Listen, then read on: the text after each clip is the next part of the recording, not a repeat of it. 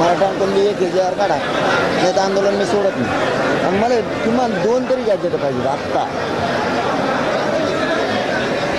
ते बी डायरेक्ट अंमलबजावणीच पाहिजे, त्याच्याशिवाय तर मी हटूच शकत नाही. याला जरी तुम्हाला मान्य आहे 4-2 दिवस 15 दिवस तुम्हाला जर याच्यात वेळ लागत असेल, मराठी मोठ्या मनाने देऊ बी, पण याच्यात 1 घंटासुद्धा वेळ देत नाही तुम्हाला. मी तर मेलो तरी तिथे अंमलबजावणीच पाहिजे मला इथं डायरेक्ट त्या दोन्हीची.